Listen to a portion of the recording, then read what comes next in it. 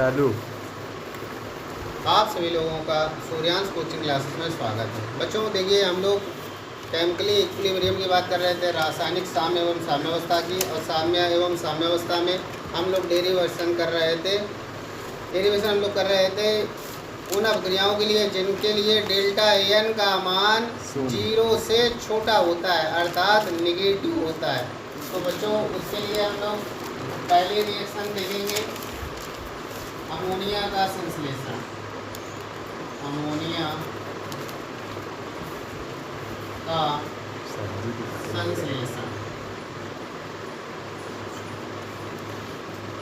बच्चों अमोनिया का संश्लेषण, अमोनिया को संश्लेषित कैसे किया जाता है उसके लिए आपको पता है कि नाइट्रोजन और हाइड्रोजन को 1:3 के अनुपात में लेकर अभिकृत कराने पर अमोनिया बनती है। क्या बनती है? अमोनिया बनती है। बच्चों इसके लिए आप लोग डेल्टा एन का मान कैसे निकालोगे? इसके लिए डेल्टा एन का मान हम लोग निकालेंगे। डेल्टा एन कैसे निकालते हैं? उत्पाद के सांद्रण से अभिकारक को घटाकर। उत्पाद का सांद्रण कितना है? 2 माइनस अभिकारक का सांद्रण कितना है? 3 और 1 4। तो जब आप 2 में 4 को घटाओगे तो कितना आ जाएगा? -2 आ जाएगा। कितना आ जाएगा? -2 माइनस का 2 आ जाएगा। इसका मतलब है डेल्टा एन का मान कैसा आ रहा है? निगेटिव, ऋणात्मक आ रहा है। तो बच्चों वे सभी अभिक्रियाएं जिनके लिए डेल्टा एन का मान कैसा होता है? ऋणात्मक होता है, उनके लिए केपी एवं केसी का मान कैसे ज्ञात करते हैं, आज हम लोग उसी का डेरिवेशन करेंगे। वे सभी अभिक्रियाएं जिनके लिए डेल्टा एन का मान क्या आता है? ऋणात्मक आता है, उनके लिए केपी एवं केसी का मान हम लोग कैसे ज्ञात करते हैं, आज उसी पर चर्चा करेंगे। तो जैसे बच्चों ये अभिक्रिया कराओगे तो कराने के लिए कोई ना कोई पात्र लोगे। जो भी पात्र में, जिस पात्र में अभिक्रिया कराओगे उस पात्र का कुछ ना कुछ आयतन होगा। तो हम लोग लिखेंगे माना पात्र का आयतन बराबर मिलीलीटर। कितना मान लिया? पात्र का आयतन मिलीलीटर। अच्छा बच्चों थोड़ा ध्यान देना, अभिक्रिया कराने के लिए N2 और H2 लिए गए हैं। तो प्रारंभ में जब अभिक्रिया स्टार्ट करोगे तो उसको स्टार्ट करने के लिए N2 और H2 के कुछ ना कुछ मोल लेने पड़ेंगे। तो हम यहाँ पर ये माने ले रहे हैं कि प्रारंभ में H2 के हमने कितने मोल लिए? A मोल लिए, और हमने N2 के A मोल लिए, और H2 के कितने मोल लिए? B मोल लिए। अच्छा अभिक्रिया के प्रारंभ की अगर बात कर लें तो प्रारंभ में जब N2 का A मोल होगा और H2 के B मोल होंगे उस समय NH3 के 0 मोल होंगे। कितने मोल होंगे? 0 मोल होंगे। ये कब होगा बच्चों? ये होगा साम्यावस्था से पूर्व। साम्यावस्था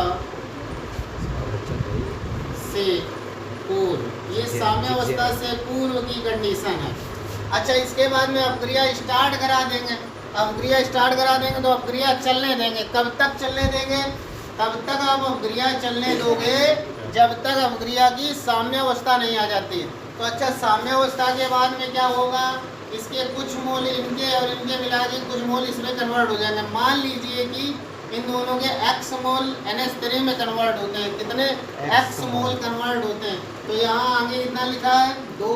तो ये कितने मोल हो जाएंगे? 2NH3 के 2X मोल हो जाएंगे। अच्छा ये A था, X खर्च हो गया तो बचा कितना? A - X। अच्छा ये कितना खर्च होगा? बच्चों के दिमाग में ये नहीं आता कि ये कितना खर्च होगा।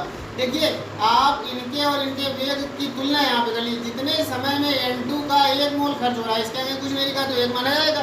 जितने समय में N2 का 1 मोल खर्च होगा उतने समय में H2 के कै मोल खर्च हो जाएंगे? 3। जितने समय में N2 का 1 मोल खर्च होगा उतने समय में H2 के 3 मोल खर्च हो जाएंगे। तो जब इसके X मोल खर्च होंगे तो इसके कितने खर्च हो जाएंगे? 3X। तो कि इसमें आपने X को बढ़ाया, इसमें कितने घटाएंगे? 3X को। तो यहाँ आप लिखोगे B - 3X। क्या लिखोगे? B - 3X। अब बच्चों यहाँ पर N2 के आपको साम्यावस्था के बाद में कितने मोल मिले? A - X। H2 के साम्यावस्था के बाद में कितने मोल मिले? B - X। अमोनिया के साम्यावस्था के बाद में कितने मोल मिले? 2X। यहाँ पे लिख देंगे ये जो मोल है ये साम्यावस्था पर है। साम्यावस्था पर साम्यावस्था पर। तो ये वाले जो आपको मोल दिखाई दे रहे हैं ये कौन से हैं? साम्यावस्था पर। आइए चलिए हम लोग निकाल लेते हैं एक्टिव मास ऑफ N2 क्या होगा। तो एक्टिव मास ऑफ N2 कैसे निकालेंगे? उसके लिए साम्यावस्था के मोल में पात्र के आयतन से भाग देकर हम लोग एक्टिव मास ऑफ N2 निकाल लेते हैं। तो साम्यावस्था पर मोल N2 कितने हैं बच्चों? A minus x. तो हमने लिखा A माइनस एक्स अपॉन आयतन क्या है? V, इसका भाग दे दिया। इसी प्रकार से साम्यावस्था पर H2 के मोल निकालेंगे तो हो जाएगा B minus 3x upon B हो जाएगा।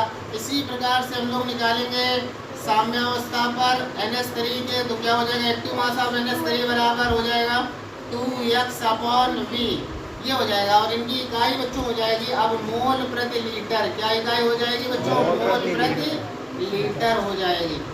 आप सभी को समझ में आ रहा है बच्चों? बिल्कुल वीडियो से दिमाग मत हटा लेना, नहीं तो फिर आपको आप जानो आपका काम जाने। इसके बाद में इस अभिक्रिया के लिए हम लोग क्या लिखेंगे? Kc का फार्मूला। तो बच्चों जब हम लोग Kc का लिखते हैं फार्मूला तो उसके लिए क्या करते हैं? उत्पाद में जो लिखा होता है वो सबसे पहले लिखते हैं अपॉन, अब कारक में जो लिखा होता है उसको लिख देते हैं। तो चलिए लिखते हैं यहाँ उत्पाद में क्या है? NH3। तो हम लोग लिखेंगे एक्टिव मास ऑफ NH3 और इसका गुणांक जो होगा वो घातांक बन जाएगा। गुणांक इसका 2 है, घातांक के रूप में आ जाएगा तो होल स्क्वायर हो जाएगा।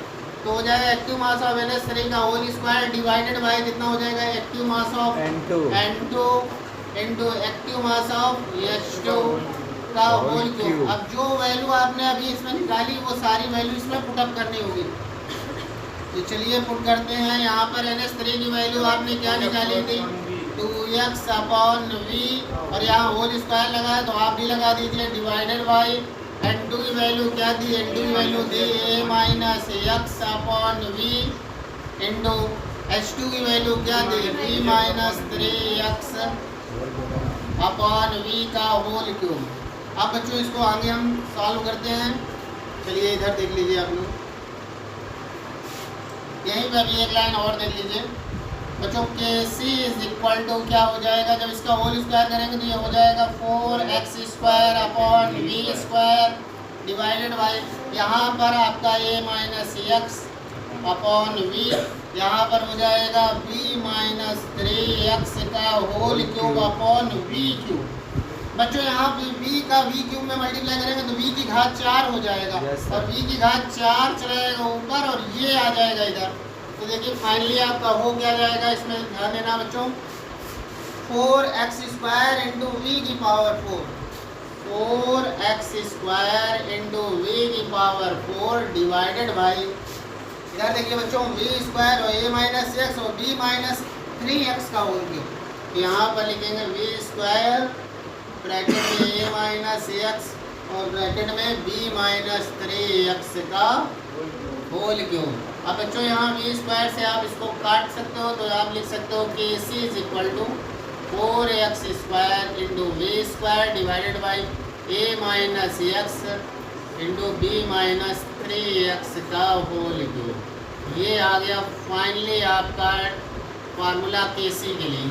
अब बच्चों इसी अपक्रिया के लिए हम बात करेंगे Kp निकालना है। तो Kp निकालने के लिए जैसे Kc निकालते हैं तब हम लोग पात्र का आयतन मानते हैं, और जब Kp निकालेंगे तो हम उस पात्र में कुल दाब मानेंगे। तो यहाँ पर हम लिखेंगे माना पात्र का कुल दाब, माना पात्र का कुल दाब कितना मान लें?